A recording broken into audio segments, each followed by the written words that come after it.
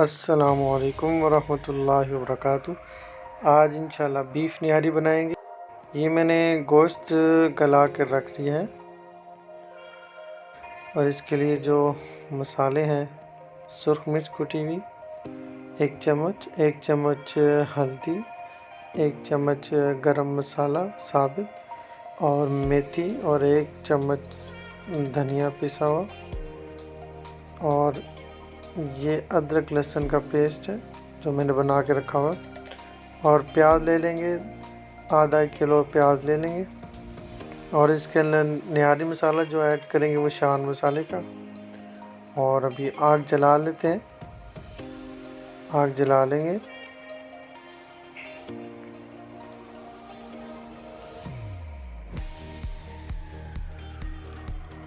تقریباً 1 لیٹر تیل جو ہے وہ تقریباً ½ لیٹر تقریباً تیل اس میں استعمال ہوگا۔ تیل تھوڑا اس میں زیادہ استعمال ہوتا ہے تاکہ اس کی بنائی جتنی اچھی ہوگی اور ذائقہ بھی اس کا اتنا اچھا آئے گا۔ اس کے اندر پیاز ایڈ کر لیں گے۔ بسم اللہ الرحمن الرحیم۔ پیاز ایڈ کر لیتے ہیں، تقریباً 2 سے 3 عدد پیاز، تقریباً ½ کلو پیاز کاٹ کے میں نے رکھ لیا تھا، اور اس کو ابھی براؤن کر لیں گے تھوڑا سا۔ آنچ کو تیز ہی رکھیں گے، فلیم کو تیز ہی رکھیں گے تاکہ پیاز جلدی براؤن ہو جائے۔ اور ہم اب اگلا سٹیپ لیں۔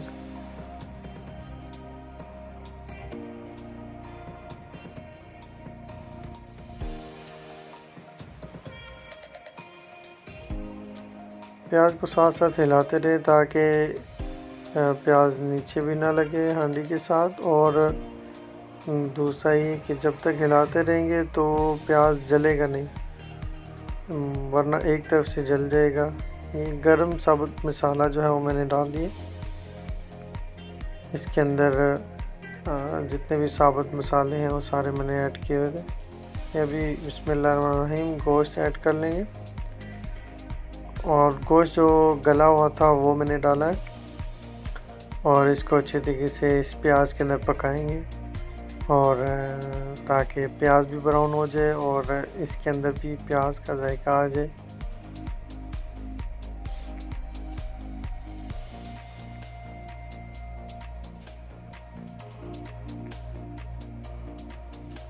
چمچے کو ساتھ ساتھ ہلاتے رہیں گے تاکہ ہانڈی کے ساتھ نہ لگے، اور جو اگر تھوڑا بہت لگ رہا ہو تو پانی کا استعمال کر سکتے ہیں، کوئی ایسا اس کے اندر مذائقہ نہیں ہے۔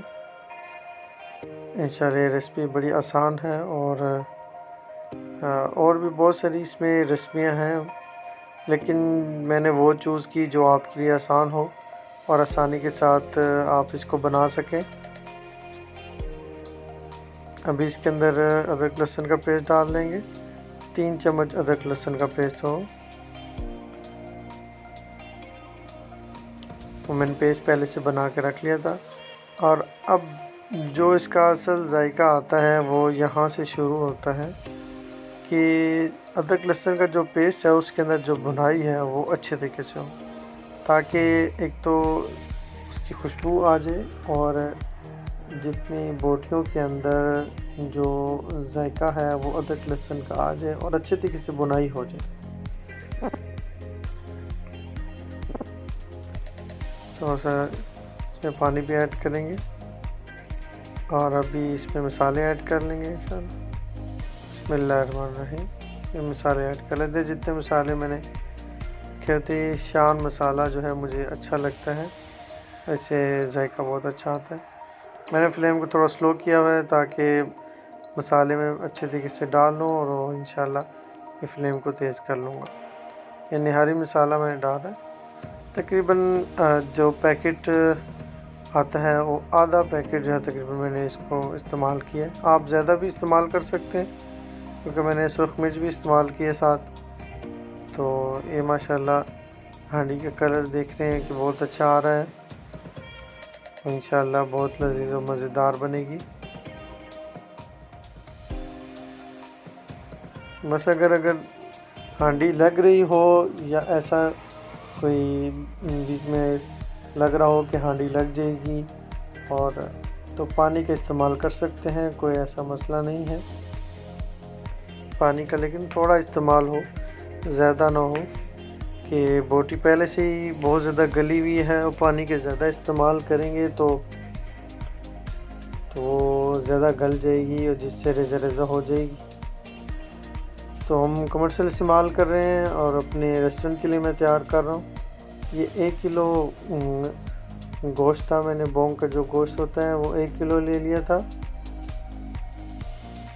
اور اس کے پیسز کر لیے تھے۔ ویسے جو استعمال ہوتا ہے زیادہ تر اس میں پانی ابھی ایڈ کر لیں گے۔ جو کمرشل استعمال ہوتا ہے ریسٹورنٹ کے لیے وہ ذرا بڑے سائز کی بوٹی ہوتی ہے، وہ میں نے ذرا چھوٹی کروائی ہے۔ آپ گھریلو استعمال کے لیے چھوٹی رکھ لیں، بہت زیادہ بڑی وہ گلنے میں بھی تھوڑا ٹائم لیتی ہے۔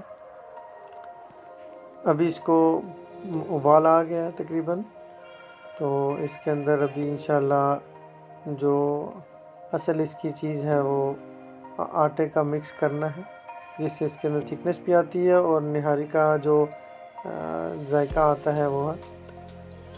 اچھا ایک بات دھیان رکھیے گا، جب آپ آٹا ڈالیں گے نہاری کے اندر مکس کر کے، تو جو تری ہوگی وہ غائب ہو جائے گی، وہ ساری کی ساری تری جو ہے وہ آٹا وہ لے لیں۔ اس لیے میں تری پہلے سے اتار لوں، یہ تری میں پہلے اتار لوں گا، آپ کے سامنے میں اتار رہا ہوں، یہ میں اتار کے رکھ لوں گا اور اس کے بعد انشاءاللہ جب آٹا مکس کر لیں گے تیار ہو جائے گی تو اوپر تری انشاءاللہ ڈال لیں گے۔ یہ میں نے تری رکھ لی ہے، اس کو بعد میں استعمال کریں گے۔ اور یہ آدھا کپ تقریباً میں نے لیے ہے آٹا، اس کو اچھے طریقے سے مکس کر لیں گے ہاتھ کے ساتھ تاکہ کوئی بھی اس کے اندر پتلی باقی نہ رہے۔ اس کے اندر ایڈ کر لیں گے بسم اللہ الرحمن الرحیم اور اس کو اچھے طریقے سے مکس کر رہی ہوں، ہلا لیں گے اور اس کو پکنے دیں گے۔ یہاں پر اس کو یہ ہے کہ جتنا اچھے طریقے سے پکے گا تو زیادہ اچھا ذائقہ آئے گا۔ یہ دیکھیں ڈش ماشاءاللہ تیار ہوگی، ڈش آؤٹ کرتے ہیں۔ ماشاءاللہ ماشاءاللہ بہت اچھی تیار ہو گئی ہے، آپ کو بہت پسند آئے گی۔ دیکھیں بوٹی کے بہت اچھی گلی ہوئی ہے اور تھکنس بھی ہے، ماشاءاللہ بہت اچھی تیار ہوئی ہے، مزیدار، آپ کو پسند آئے گی۔ آپ انشاءاللہ اس کو فالو کریں، میرے چینل کو سبسکرائب بھی کریں اور اس کو شیئر بھی کریں، لائک بھی کریں۔ اب انشاءاللہ ڈش آؤٹ بھی کرتے ہیں اور اچھے طریقے سے اس کو دکھاتے بھی ہیں آپ۔ ٹھیک ہے، جزاک اللہ، السلام علیکم ورحمۃ اللہ وبرکاتہ۔